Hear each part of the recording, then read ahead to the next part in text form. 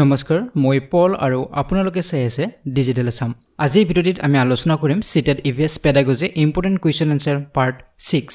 আৰু পাৰ্ট 6 ৰ ভিডিঅ'টি আৰম্ভ কৰাৰ আগতে পাৰ্ট 5 ৰ শেষত আপোনালোকলৈ সোধা প্ৰশ্নটিৰ উত্তৰ আমি জানি লৈছো প্ৰশ্নটো আছিল good EVS curriculum at primary stage should ইয়াতে সুধিছিলে যে প্ৰাইমাৰী লেভেলত বা প্ৰাথমিক স্তৰত ইভিএছৰ পাঠ্যক্ৰম এখন কেনে ধৰণৰ হোৱাটো উচিত আপোনালোকে ইয়াৰ শুদ্ধ উত্তৰে দিছিলে আৰু শুদ্ধ উত্তৰটো হৈছে অপচন নম্বৰ 2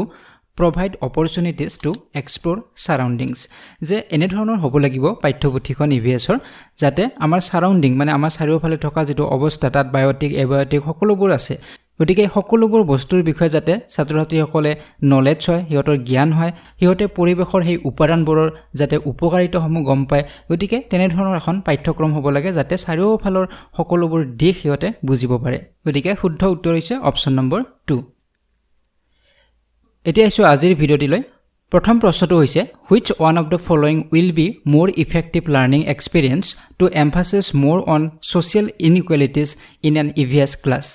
এই প্ৰশ্নটোত কৈছে যে তলত চাৰিটা লাৰ্নিং এক্সপেৰিয়েন্সৰ কথা দিয়া আছে হিকন অভিজ্ঞতাৰ কথা ইয়াতে দিয়া আছে যদি ইভিএছৰ ক্লাছ এটাত সোশ্যাল ইনইকুৱেলিটিৰ ওপৰত বেছি গুৰুত্ব দিয়া হয় সোশ্যাল ইনইকুৱেলিটি মানে হৈছে সামাজিক যেটো বৈষম্যতা থাকে সমাজখনৰ মাজত আমাৰ বিভিন্ন বৈষম্যতা আছে যেনে উচ নিচ লৈ আমাৰ বৈষম্য আছে ধনী দুখীয়া লৈ আছে ঠিক তেনেদৰে আমাৰ কাষ্টৰ ক্ষেত্ৰত ভাষাৰ ক্ষেত্ৰত বিভিন্ন আমাৰ ইনইকুৱেলিটিজ আছে গতিকে এইবিলাকৰ ওপৰত যদি গুৰুত্ব দি ইভিএছৰ ক্লাছ এটা কৰিব বিচাৰে তেনেহলে তলৰ চাৰিটা লাৰ্নিং এক্সপেৰিয়েন্সৰ ভিতৰত কোনটো বেছি ইফেক্টিভ হ'ব প্ৰথম অপচনত কৈছে showing video films on related issue যে যেটো ইস্যুৰ ওপৰত বা যেটো সামাজিক বৈষম্যতাৰ ওপৰত শিকোৱা হ'ব বা গুৰুত্ব দিয়া হ'ব তাৰ ওপৰত যদি এটা ভিডিও ফিল্ম এখন দেখুৱা হয় তেনেহলে হিহঁতৰ বাবে বেছি ইফেক্টিভ হ'ব দুই নম্বৰত কৈছে organizing special lectures on related issue গতিকে সেই বিষয়টোৰ ওপৰত এটা স্পেশাল যদি লেকচাৰ প্ৰস্তুত কৰা হয় তেনেহলে বেছি উপকৃত হ'ব তিনি নম্বৰত কৈছে conducting a quiz contest on the issue সেই ইস্যুটোৰ ওপৰত সেই বৈষম্যতাৰ ওপৰত যদি এটা কুইজ কম্পিটিশন পতা হয় তেতিয়া বেছি ইফেক্টিভ হ'ব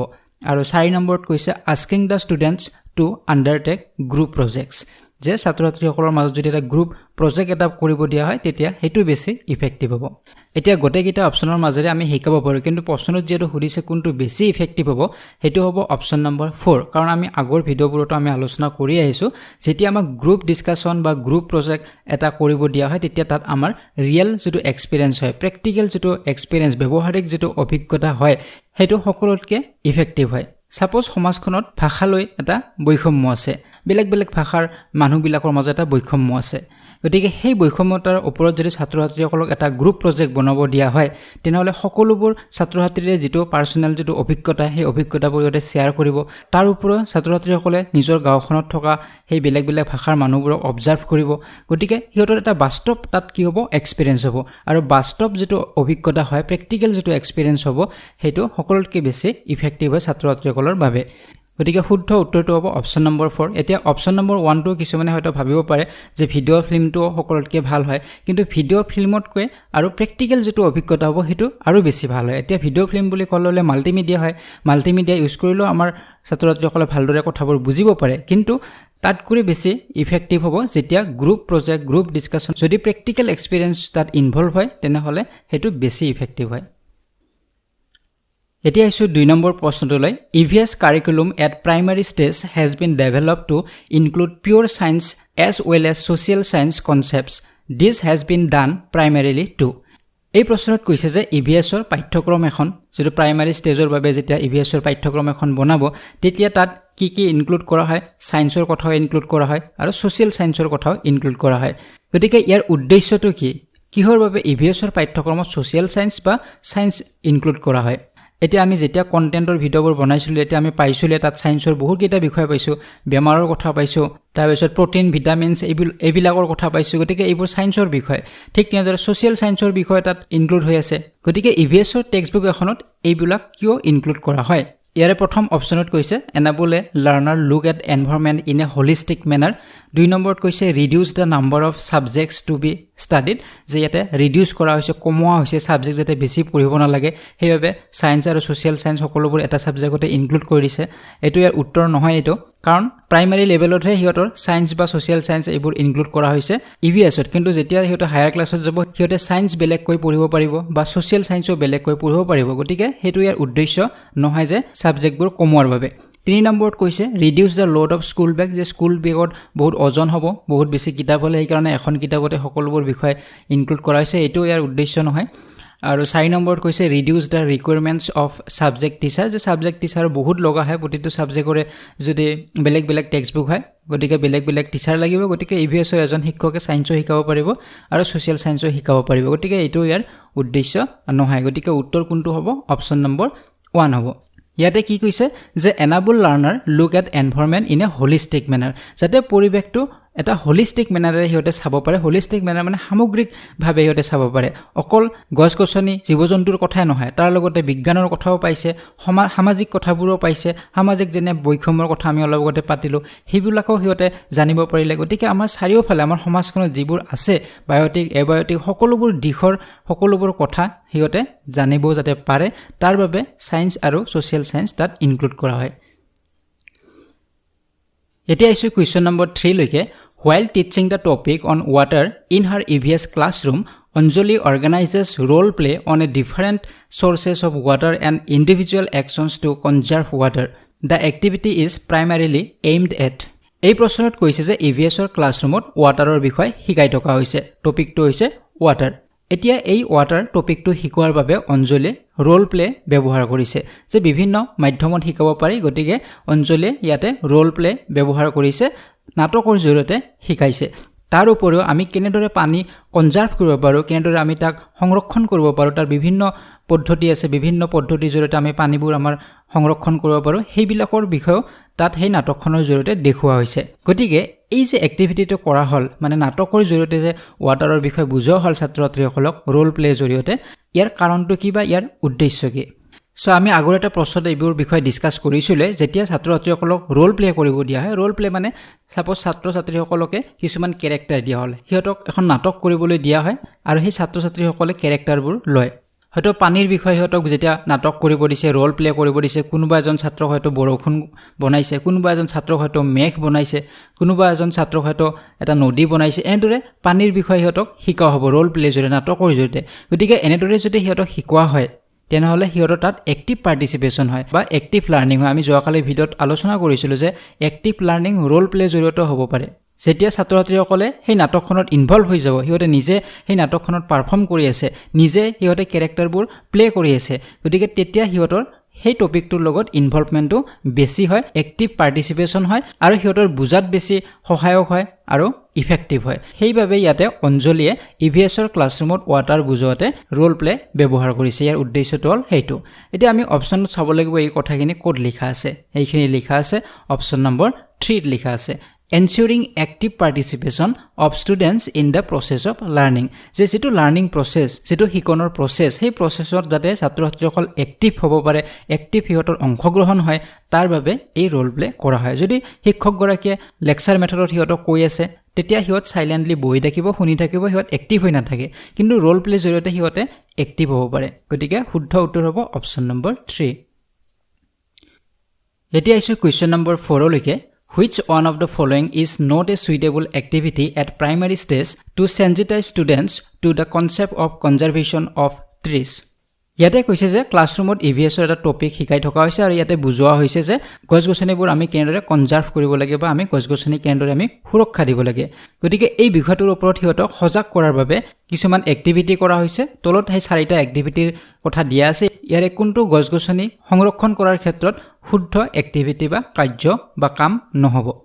প্ৰথমটোত কৈছে organising a slogan writing competition on street ইয়াত কৈছে যে এটা কম্পিটিশন পাতিব লাগিব আৰু সেই কম্পিটিশনটো হৈছে স্লোগান ৰাইটিং কম্পিটিশন যে গছগছনিবোৰক আমি সংৰক্ষণ কৰিব লাগিব বা সুৰক্ষা দিব লাগিব তাৰ ওপৰত বিভিন্ন স্লোগান লিখাৰ এটা কম্পিটিশন তেতিয়া ছাত্ৰ-ছাত্ৰীসকল সজাগ হ'ব যে আমি গছগছনিবোৰ সংৰক্ষণ কৰিব লাগে গছগছনিক আমি সুৰক্ষা দিব লাগে এইবোৰ হিয়তৰ সজাগ হ'ব গতিকে এটো শুদ্ধ হ'ব এটো এক্টিভিটি শুদ্ধ হয় 2 নম্বৰত কৈছে কি encouraging every student to adopt a tree and look after it যে 2 নম্বৰ এইটোৱে কৈছে যে সকলোবোৰ ছাত্ৰ ছাত্ৰীকে এটা গছপুলি হিহঁতক এডপ্ট কৰা হল দিয়া হল আৰু সেই গছপুলিটো হিহঁতক ডাঙৰ কৰিবলৈ দিয়া হল ইয়াৰ ফলতো হিহঁতে গম পাব যে গছগছনি আমাৰ বাবে কিমান মূল্যৱান বা গছগছনি আমি কনজাৰ্ভ কৰিব যে লাগে সেই বিষয়ে হিহঁতক শিকোৱা হ'ব বা সজাগতা এটা আনা হ'ব গতিকে এইটো শুদ্ধ হয়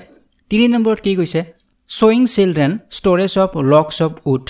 ইয়াতে কৈছে যে আমাৰ গছবোৰ যেতিয়া কাটা হয় কাটাৰ পিছত সেইবোৰ পিচ কৰি ডাঙৰ ডাঙৰ লগ বুলি কয় বা কুণ্ডা বুলি কোৱা হয় সেইবোৰ দম কৰি থৈ দিয়া হয় গতিকে সেই কাঠৰ লগছবোৰৰ সন্মুখত ছাত্ৰছাত্ৰীসকলক লৈ যোৱা হ'ব আৰু হিহঁতক সেইবোৰ দেখুওৱা হ'ব গতিকে এইটো ইয়াৰ অশুদ্ধ হয় কাৰণ সেই লগছবোৰ দেখুৱালে হিহঁতক বেছি ইফেক্টিভ নহ'ব যদি যিবোৰ গছগছনি কটা হৈছে সেই কটা যেটো মূৰবোৰ যদি আমি হিহঁতক দেখুৱাব পাৰো গছৰ যিবিলাক কটা মূৰ আছে সেই মূৰবোৰ যদি আমি দেখুৱাব পাৰো ছাত্ৰছাত্ৰীসকলক তেতিয়া সেইটো ইফেক্টিভ হ'ব হিহঁতে বুজিব পাৰিব যে এই গছগছনিবোৰ কাটি লৈ যোৱা হৈছে আৰু এইটো আমাৰ বাবে বিপদজনক কিন্তু কাঠৰ সেই টুকুৰাবোৰ জোৰ পৰা কাটিছে তাত নাৰাখি বেলেগ গুদামত হয়তো ৰাখিছে গতিকে সেই গুদামত ৰখা সেই কাঠৰ টুকুৰাবোৰ দেখুৱালে হিহঁতৰ ইফেক্টিভ নহ'ব গতিকে 3 নম্বৰ অপচনটো অশুদ্ধ হয় 4 নম্বৰত কি কৈছে organising a poster making competition on trees যে গছৰ ওপৰত পোষ্টাৰ বনোৱা এটা কম্পিটিশন পাতিব লাগিব তেতিয়াও ছাত্ৰছাত্ৰীসকল সজাগ হ'ব যে গছ আমাৰ বাবে কিমান মূল্যৱান হিহঁতে সেই বিষয়ে জানিব পাৰিব গতিকে আমাৰ শুদ্ধ উত্তৰ হ'ব কোনটো অপচন নম্বৰ 3 এইটো ইফেক্টিভ নহয় এতিয়া আহিছো 5 নম্বৰ প্ৰশ্নটোলৈ the technique of classroom questioning in teaching of EVS can be used best for এই প্ৰশ্নত কৈছে যে ইভিএছৰ ক্লাছ এটাত যদি ক্লাছৰুম কুৱেশ্যনিং কৰা হয় ক্লাছৰুম কুৱেশ্যনিঙৰ জৰিয়তে যদি হিহঁতক শিকোৱা হয় তেনেহ'লে এইটো কিহৰ বাবে বেছি ভাল হয় বা ইফেক্টিভ হয় ক্লাছৰুম কুৱেশ্যনিং মানে কি এতিয়া ক্লাছ এটা চলি থাকোতে ছাত্ৰছাত্ৰীসকলে যিবোৰ কুৱেশ্যন কৰিব শিক্ষকগৰাকীক বা কিছুমান হয়তো শিক্ষকও ছাত্ৰছাত্ৰীক কুৱেশ্যন কৰিব গতিকে এই যেটো কুৱেশ্যনিঙৰ ফলত কি লাভ হয় আমাৰ প্ৰথম অপচনত কৈছে ড্ৰয়িং এটেনশ্যন অফ চিলড্ৰেন যে ছাত্ৰছাত্ৰীসকলৰ এটেনশ্যন বাঢ়ে 2 নম্বৰত কৈছে এৰাউজিং কিউৰিয়ছিটি ইন দা লাৰ্নাৰ্ছ যে লাৰ্নাৰ্ছৰ মাজত এটা উৎকণ্ঠা বা এটা জিজ্ঞাসা এটা বাঢ়ে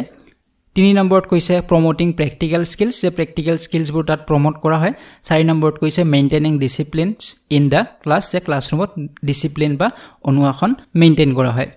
গতিকে ইয়াৰ শুদ্ধ উত্তৰ হ'ব অপচন নম্বৰ 2 হয় এৰাউজিং কিউৰিয়ছিটি ইন দা লাৰ্নাৰ্ছ যে লাৰ্নাৰ্ছৰ মাজত কি হয় জিজ্ঞাসা বাঢ়ে কেনেদৰে জিজ্ঞাসা বাঢ়ে আমি সাধাৰণতে কুৱেশ্যন কেতিয়া কৰোঁ যেতিয়া আমি সেই বিষয়ে আমি জানিব বিচাৰিম তেতিয়াহে আমি কুৱেশ্যন কৰোঁ আমি এনেই কুৱেশ্যন এটা নকৰোঁ কোনোবা এজনে কিবা এটা কৈ আছে কিন্তু আমি সেই বিষয়টোৰ ওপৰত আৰু কিছু কথা জানিব বিচাৰিলে আমি তাৰ ওপৰত প্ৰশ্ন কৰোঁ ঠিক তেনেদৰে ছাত্ৰছাত্ৰীসকলক শিক্ষকজনে বুজাই থকা সময়ত যদি প্ৰশ্ন কৰিছে তাৰ মানে সেই ছাত্ৰছাত্ৰীসকলৰ কি আছে কিউৰিয়ছিটি আছে জিজ্ঞাসা আছে ইহঁতৰ নতুন কথা জানিবলৈ ইহঁতৰ মনত এটা জিজ্ঞাসা আছে গতিকে এই যাতে জিজ্ঞাসাটো ইহঁতৰ বাঢ়ে সেইবাবে ক্লাছৰুমত ক্লাছৰুম কুৱেশ্যনিং টেকনিক ব্যৱহাৰ কৰা হয় গতিকে শুদ্ধ উত্তৰ হ'ব অপচন নম্বৰ 2 এতিয়া আহিছো কুৱেশ্যন নম্বৰ 6 লৈকে 4 prospective teachers were asked to make a presentation on the theme travel to class 5 students each of them mainly focused on one of the following strategies ইয়াতে কৈছে যে ক্লাস 5 ৰ ছাত্ৰছাত্ৰীসকলক ট্ৰেভেলৰ ওপৰত ভ্ৰমণৰ ওপৰত এটা প্ৰেজেন্টেচন বনাব দিছে আৰু 4 গৰাকী শিক্ষকে বনাব দিছে আৰু প্ৰতিজন শিক্ষকে এটা বিষয়ৰ ওপৰত হিহঁতে বেছি গুৰুত্ব দিছে এটা তলত উল্লেখ কৰা কোনটো বিষয়ৰ ওপৰত হিহঁতে বেছি গুৰুত্ব দিছে সো ইয়াৰ শুদ্ধ উত্তৰ হ'ব option number 4 asking students to narrate their own travel experiences using various modes of travel এতিয়া আমি অলৰেডি আলোচনা কৰি আহিছো আৰু অলপ আগতে আমি আন এটা কুৱেশ্যন আমি আলোচনা কৰিছোৱে যে যেতিয়া এজন শিশুৰ বা এগৰাকী ছাত্ৰৰ ৰিয়েল এক্সপেৰিয়েন্স হয় প্ৰেক্টিকেল এক্সপেৰিয়েন্স হয় হেতু সকলতকে ভাল হয় বা ইফেক্টিভ হয় গতিকে এই ক্ষেত্ৰটো যেহেতু ট্ৰেভেলৰ ওপৰত প্ৰেজেন্টেচন বনাব দিছে প্ৰতিগৰাকী শিক্ষকে এটা বিষয়ৰ ওপৰত বেছি গুৰুত্ব দিছে যে কোনটো বিষয়ৰ ওপৰত যে ছাত্ৰছাত্ৰীসকলক কৈছে যে তোমালোকে তো নিশ্চয় ট্ৰেভেল কৰিছা বেলেগ বেলেগ ঠাইত সকলোৱে ভ্ৰমণ কৰিছা তোমালোকে নিজৰ এক্সপেৰিয়েন্স বোৰ ইয়াতে শেয়াৰ কৰা নেৰেট কৰা আৰু কেনেদৰে তোমালোকে ট্ৰেভেল কৰিছিলা কেনেদৰে তোমালোকে ভ্ৰমণ কৰিছিলা বাছেৰে গৈছিলা ট্ৰেইনেৰে গৈছিলা নে উৰাজাহাজেৰে গৈছিলা সেইবিলাক তোমালোকে নিজৰ অভিজ্ঞতাবোৰ শেয়াৰ কৰা এতিয়া নিজৰ অভিজ্ঞতা শেয়াৰ কৰা মানে ইয়াতে হিহঁতৰ ৰিয়েল এক্সপেৰিয়েন্স হৈছে প্ৰেক্টিকেল এক্সপেৰিয়েন্স হৈছে গতিকে প্ৰেক্টিকেল এক্সপেৰিয়েন্সটো সদায় কি হয় ভাল হয়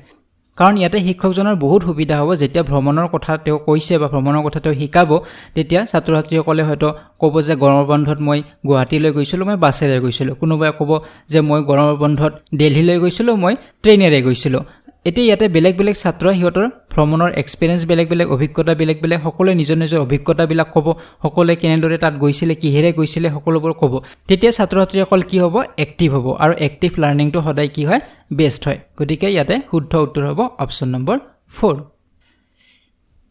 এতিয়া আইছো কোৱেশ্চন নম্বৰ 7 লৈকে think and discuss section in one chapter of EVS textbook in class 5 includes the following statements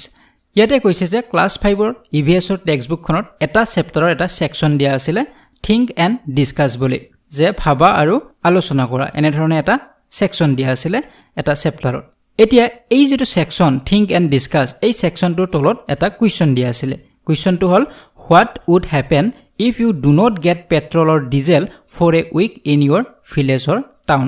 প্ৰশ্নত কৈছিলে যে যদি তোমালোকৰ গাঁৱত বা তোমালোকৰ চহৰত এসপ্তাহলৈকে পেট্ৰল আৰু ডিজেল নাথাকে তেনেহলে কি হ'ব এই প্ৰশ্নটো দি হিহঁতক থিংক কৰিব দিছে ভাবিব দিছে আৰু আলোচনা কৰিব দিছে এতিয়া দা ষ্টেটমেন্ট প্ৰাইমাৰিলি এইমছ এট গতিকে এই ষ্টেটমেন্টৰ উদ্দেশ্য কি ইয়াৰ জৰিয়তে হিহঁতৰ কিহৰ পৰীক্ষা ল'ব বিচাৰিছে বা কি পৰীক্ষা কৰি চাব বিচাৰিছে এতিয়া সেকশনটো হৈছে think and discuss ইয়াতে কি কৰিব লাগিব think কৰিব লাগিব চিন্তা কৰিব লাগিব তাৰ পিছত আলোচনা কৰিব লাগিব তেতিয়াহে আমি এই প্ৰশ্নটোৰ উত্তৰ পাম কাৰণ প্ৰশ্নত কি কৈছে যদি তোমালোকৰ গাঁও বা চহৰত এসপ্তাহলৈকে ডিজেল আৰু পেট্ৰল নাথাকে তেতিয়া কি হ'ব এতিয়া ছাত্ৰ ছাত্ৰীসকল এই বিষয়টোত ভাবিব লাগিব প্ৰথমতে think কৰিব লাগিব যে যদি নহয় তেনেহলে কি হ'ব আৰু হিহঁতে তাৰ পিছত ছাত্ৰ ছাত্ৰীসকলৰ মাজত ডিসকাস কৰি এটা কনক্লুজনলৈ আহিব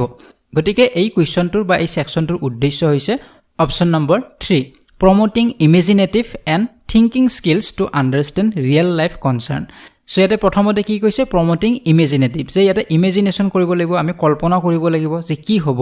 হেতু আগতে ছাত্ৰ ছাত্ৰীসকলে কল্পনা কৰিছে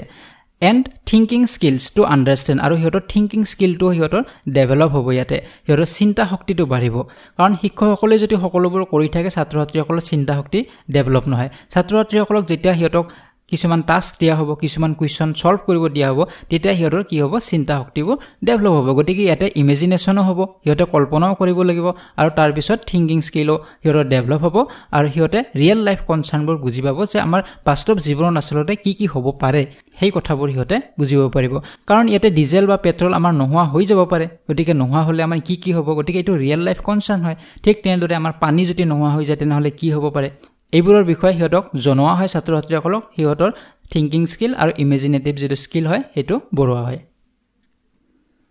এতিয়া আছে কোৱেশ্চন নম্বৰ 8 লৈকে Preeti wants to lay greater emphasis on pollution while teaching environmental concerns to class 5 students which one of the following activities is likely to be most effective in achieving the desired objective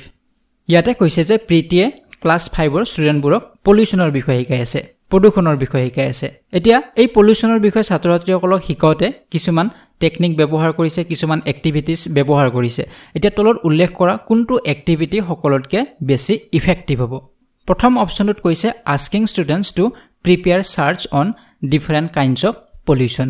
যে বেলেগ বেলেগ kinds of pollution আছে sound pollution হ'ব পাৰে water pollution হ'ব পাৰে air pollution হ'ব পাৰে এই pollution বিলাকৰ ওপৰত হিহঁতে বেলেগ বেলেগকে চাৰ্ট বনাই আনিব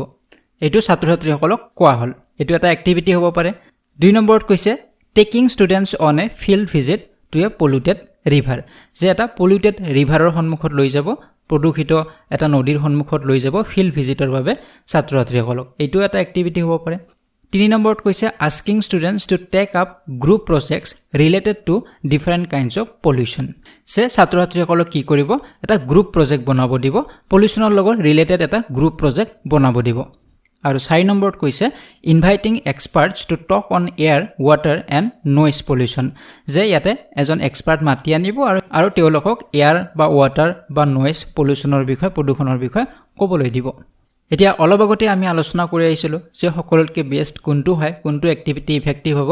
য'ত আমাৰ প্ৰেক্টিকেল এক্সপেৰিয়েন্স হয় য'ত আমাৰ ৰিয়েল এক্সপেৰিয়েন্স হ'ব ইয়াতে কোড ৰিয়েল এক্সপেৰিয়েন্স হ'ব বা প্ৰেক্টিকেল এক্সপেৰিয়েন্স হ'ব বা কোড এক্টিভ লাৰ্নিং হ'ব হেতু হৈছে অপচন নম্বৰ 3 কাৰণ ইয়াতে কি কৰিব দিয়া হৈছে গ্ৰুপ প্ৰজেক্টস বনাব দিছে গতিকে গ্ৰুপ প্ৰজেক্টস হক ৰোল প্লে হওক বা গ্ৰুপ ডিসকাশন হওক এইবিলাক হৈছে এক্টিভ লাৰ্নিং গতিকে এক্টিভ লাৰ্নিং য'ত হ'ব হেতু সকলোতকৈ বেছি ইফেক্টিভ হ'ব গতিকে ছাত্ৰ ছাত্ৰীসকলক যেতিয়া পলিউশনৰ ওপৰত ইহঁতক প্ৰজেক্ট বনাব দিব গ্ৰুপ প্ৰজেক্ট তেনেহলে ইহঁতে বেছি ভালদৰে বা ইফেক্টিভলি এই পলিউশনৰ বিষয়ে বুজিব পাৰিব গতিকে শুদ্ধ উত্তৰ হৈছে অপচন নম্বৰ 3 এতিয়া 2 নম্বৰ অপচনটো চাব লাগিব ইয়াতে কি কৈছিলে যে taking students on a field visit আমি জানো যে ফিল্ড ভিজিটটো ইফেক্টিভ হয় কাৰণ আমি ফিল্ড ভিজিটত গলেও এটা ৰিয়েল এক্সপেৰিয়েন্স হয় ইহঁতে বাস্তৱ ছবিটো দেখা পায় বাস্তৱ কথাখিনি জানিব পাৰে হেতু এটা ইফেক্টিভ হয় ডেফিনেটলি ইফেক্টিভ হয় কিন্তু ইয়াতে ফিল্ড ভিজিটটো কিহৰ ওপৰত কৰিব পলিউটেড ৰিভাৰৰ ওপৰত যে এটা প্ৰদূষিত নদীৰ ওপৰত অকল প্ৰদূষিত ৰিভাৰৰ ওপৰত ফিল্ড ভিজিট কৰিলে গোটেই পলিউশন চেপ্টাৰটো বুজিব নোৱাৰিব কাৰণ পলিউশন বুলি কোৱাৰ লগে লগে ইয়াতে অকল নদীৰ পলিউশনৰ কথা নাহে এয়াৰ পলিউশনৰ কথা আহিব নয়েজ পলিউশনৰ কথা আহিব গতিকে সকলোবিলাক বিষয় আহিব গতিকে অকল যদি পলিউটেড ৰিভাৰৰ ওপৰতে ফিল্ড ভিজিট কৰা হয় ফিল্ড ট্ৰিপ কৰা হয় তেনেহলে হেতু ইফেক্টিভ নহব কিন্তু 3 নম্বৰটোত প্ৰজেক্টটো কিহৰ ওপৰত বনাব দিছে ডিফাৰেন্ট কাইন্ডস অফ পলিউশন বেলেগ পলিউশনৰ ওপৰত বনাব দিছে গতিকে এইটো ইফেক্টিভ হ'ব অপচন নম্বৰ 3 কাৰেক্ট হ'ব এতিয়া আছে কোৱেশ্চন নম্বৰ 9 লৈকে Anjali desires to emphasis on cultural regional diversity in food habits while teaching the topic on food to class 3 students which one of the following learning experiences given to students can bring about the desired result ইয়াতে কৈছে যে অঞ্জলিয়ে class 3 ছাত্ৰ ছাত্ৰীসকলক ফুডছৰ বিষয়ে শিকাই আছে এটা topic শিকাই আছে সেই টপিকটো হৈছে ফুড বা খাদ্য এতিয়া অঞ্জলিয়ে ভাবিছে যে এই টপিকটো শিকাওতে মই কালচাৰেল বা ৰিজনাল যিবিলাক ডাইভাৰ্চিটি আছে যেনে ধৰক বেলেগ কাষ্টৰ মানুহৰ খাদ্যবোৰ বেলেগ যেনে অসমীয়া খাদ্যবোৰ বেলেগ বড়ো খাদ্যবোৰ বেলেগ তেনেদৰে আমাৰ খাদ্যবোৰ কালচাৰ বা ৰিজনাল অনুযায়ী আমাৰ বেলেগ হয় গতিকে তাৰ ওপৰত বেছি গুৰুত্ব দিয়া যাওক যেতিয়া মই ফুডৰ বিষয়ে শিকাম তেনেদৰে অঞ্জলিয়ে ভাবিছে গতিকে অঞ্জলি যদি এই কালচাৰেল বা ৰিজনাল ডাইভাৰ্চিটিৰ ওপৰত গুৰুত্ব দি খাদ্যৰ বিষয়ে শিকায় তেনেহলে তলত উল্লেখ কৰা কোনটো লাৰ্নিং এক্সপেৰিয়েন্স বেছি সুইটেবল হ'ব বা বেছি ভাল ফলাফল দেখুৱাব পাৰিব প্ৰথমটোত কৈছে use a chart showing foods of different cultures regions and explain যে বেলেগ কালচাৰ বা বেলেগ ৰিজিয়নৰ যিবিলাক ফুড আছে সকলোৰে চাৰ্ট বনোৱা হ'ব আৰু হেবোৰ বুজোৱা হ'ব তেনেদৰে আমি বুজাব পাৰো এটো হয় 2 নম্বৰত কৈছে ask students from different cultures regions to bring food from home display it and share the information with classmates ইয়াতে কৈছে যে ক্লাছৰুমত বেলেগ কালচাৰৰ ল'ৰা ছোৱালী থাকিবই কোনোবা বড়ো কোনোবা বেংগলী কোনোবা অসমীয়া এনেদৰে থাকিব গতিকে প্ৰতিজন ছাত্ৰ ছাত্ৰীকে হিয়তৰ নিজৰ খাদ্যবোৰ লৈ আহিব দিয়া হ'ব আৰু সেই খাদ্যবিলাকৰ বিষয়ে এক্সপ্লেইন কৰিবলৈ দিয়া হ'ব ক্লাছমেট বিলাকৰ মাজত হেতুও কাৰেক্ট হয় 3 নম্বৰ কি কৈছে explain da information given in the text book about different foods in greater detail ইয়াতে কৈছে যে টেক্সট বুকত যিবিলাক খাদ্যৰ বিষয়ে দিয়া আছে সেইবিলাকৰ বিষয়ে এক্সপ্লেইন কৰি দিয়া হ'ব ডিটেইলছত এটোও হ'ব পাৰে 4 নম্বৰত কৈছে request an external professional cooking agency to display food of different regions and cultures 4 নম্বৰত কৈছে যে এক্সটাৰ্নেল কিছুমান বাহিৰৰ পৰা প্ৰফেশনেল কুকিং এজেন্সি আনা হ'ব আৰু তেওঁলোকক বেলেগ কালচাৰৰ মানুহে কি খাদ্য খায় সেইবিলাক বনাই ইহঁতক দেখুৱা হ'ব গতিকে এইটোও হ'ব পাৰে কিন্তু এইটো বহুত এক্সপেন্সিভ হ'ব বহুত খৰচী হ'ব বাহিৰৰ পৰা মানুহ আনিব বনাব বহুত এক্সপেন্সিভ হৈ যাব যেহেতু প্ৰশ্নত কৈছে যে কোনটো বেছি ইফেক্টিভ হ'ব বা কোনটো বেছি ভাল আমাক ফলাফল দিব পাৰে সেই বুলি বাকিবিলাক যে একেবাৰে এপ্লাই কৰিব নোৱাৰি তেনেকুৱা নহয় চাৰ্ট বনাও আমি বেলেগ খাদ্যবোৰ দেখুৱাব পাৰো হেতু এটা প্ৰসেস হয় কিন্তু বেছি ইফেক্টিভ কোনটো হ'ব য'ত আমাৰ ৰিয়েল এক্সপেৰিয়েন্স হ'ব য'ত আমাৰ এক্টিভ লাৰ্নিং হ'ব কোড ইয়াতে ৰিয়েল এক্সপেৰিয়েন্স হ'ব অপচন নম্বৰ 2 হ'ব যে ছাত্ৰ ছাত্ৰীসকলক ইয়াতে কৈছে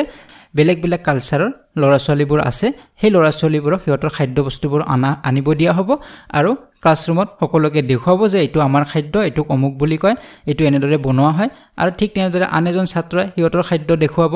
যে আমাৰ এই খাদ্যটো এনেদৰে বনোৱা হয় ইয়াৰ নাম অমুক এনেদৰে হিয়তে এক্সপ্লেইন কৰিব তেতিয়া হিয়তৰ তাত সকলো এক্টিভ পাৰ্টিসিপেশন হ'ব অংশগ্ৰহণ কৰিব পাৰিব এক্টিভলি আৰু তাত হিয়তৰ প্ৰ্যাকটিক্যাল লাৰ্নিং হ'ব যেটো খুব বেছি ইফেক্টিভ হয় আমি অলৰেডি ডিসকাস কৰিছো গতিকে শুদ্ধ উত্তৰ হ'ব অপচন নম্বৰ 2 এতিয়া আইছো কোৱেশ্চন নম্বৰ 10 লৈকে The section of survey and write in some chapters of EVS textbook for class 5 primarily aims at ইয়াতে কৈছে যে class 5 ৰ EVS ৰ টেক্সটবুকত এটা সেকশন দিয়া আছিল কিছুমান চেপ্টাৰত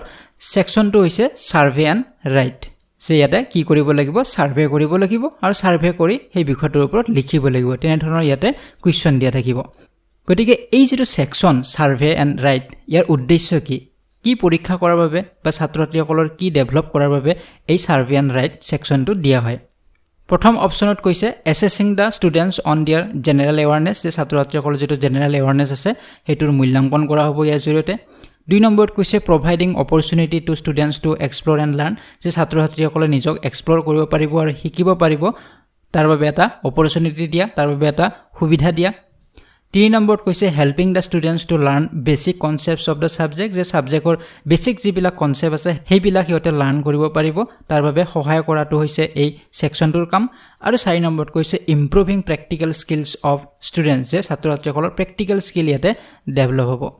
গতিকে ইয়াত শুদ্ধ উত্তৰ হ'ব option number 2 providing opportunity to students to explore and learn যে এই সেকশনটো ছাত্ৰ-ছাত্ৰীসকলে এক্সপ্লোৰ কৰিব পাৰিব আমাৰ চৌপাশে কি আছে চাৰিওফালে হেইবোৰ হিতে বিচাৰি সন্ধান কৰি এক্সপ্লোৰ কৰিব পাৰিব কাৰণ ইয়াতে কি কৰা হ'ব সেকশনটোত আমাৰ দিয়া আছে সাৰ্ভে কৰিব লাগিব সাৰ্ভে মানে কি সাধাৰণতে আমাৰ যিবিলাক সাৰ্ভে হয় যে কোনটো পৰিয়ালত কিমানজন সদস্য আছে কিমানজন মেল কিমানজন ফিমেল এইবিলাক সাৰ্ভে কৰা হয় গতিকে ইয়াতে কি হয় ইয়াতে অন্বেষণ কৰে বিচাৰে সেই তথ্যবোৰ বিচাৰে হেইটো হৈছে সাৰ্ভে কৰা গতিকে ছাত্ৰ-ছাত্ৰীসকলকো যদি সাৰ্ভে কৰিব দিয়া হয় যে ইহঁতৰ গাঁওখনত কিমান মানুহ আছে তাৰ ওপৰত যদি এটা সাৰ্ভে কৰিব দিয়া হয় আৰু তাৰ ওপৰত লিখিব দিয়া হয় তেনেহলে হিহঁতে কি কৰিব গাঁওখনত কিমানজন মানুহ আছে হেইবিলাক হিহঁতে বিচাৰিব হিহঁতে হেইবোৰ অনুসন্ধান কৰিব গতিকে তাৰ ফলত কি হ'ব হিহঁতে এক্সপ্লোৰ কৰিব পাৰিব আৰু তাৰ পৰা হিহঁতে কি কৰিব পাৰিব লাৰ্ন কৰিব পাৰিব শিকিব পাৰিব গতিকে হিহঁতে যাতে চাৰিওফালৰ বস্তুবোৰ এক্সপ্লোৰ কৰিব পাৰে বিচাৰিব পাৰে হেইবোৰ অনুসন্ধান কৰিব পাৰে তাৰ পৰা হিহঁতে শিকিব পাৰে তাৰ এটা সুযোগ দিয়া হয় এই সাৰ্ভে এণ্ড ৰাইট নামৰ সেকশনটোৰ জৰিয়তে গতিকে ইয়াতে শুদ্ধ উত্তৰ হ'ব অপচন নম্বৰ 2 হেতি আইছো কোৱেশ্চন নম্বৰ 11 লৈ ইয়াৰ সঠিক উত্তৰটো আপোনালোকে কমেন্ট বক্সত কমেন্ট কৰিব আপোনালোকে ইয়াৰ স্ক্ৰিনশ্বট এটাও লৈ ল'ব পাৰে মই প্ৰশ্নটো কৈ দিছো after having taught the lesson what if it finishes to class 5 students Sheila administered a test to know the level of understanding of students about the topic to her surprise she observed that large number of students had not understood and related concepts. This could be mainly due to the reason that option 1 she did not use the correct methodology to teach the topic. Option 2 the cognitive level of students was not good. Option 3 the topic was not suitable for inclusion in the textbook. Option 4 the students did not find the topic interesting. গতিকে শুদ্ধ উত্তৰটো আপোনালোকে comment বক্সত comment কৰিব যদি আপোনালোকে ইয়াৰ PDF file বিচাৰে link description বক্সত দিয়া আছে তাত গৈ আপোনালোকে পিডিএফ ফাইল ডাউনলোড কৰি ল'ব পাৰিব যদি ভিডিওটি ভাল লাগিছে লাইক আৰু শেয়াৰ কৰক যদি প্ৰথমবাৰ চেনেলটি ভিজিট কৰিছে তেনেহলে চেনেলটি সাবস্ক্ৰাইব কৰক আৰু কাষৰে থকা বেল আইকনটি প্ৰেছ কৰিবলৈ একেবাৰে নাপাহৰিব পৰৱৰ্তী ভিডিওত পুনৰবাৰ লগ পোৱাৰ আশাৰে আজিলৈ বিদায় লৈছো ধন্যবাদ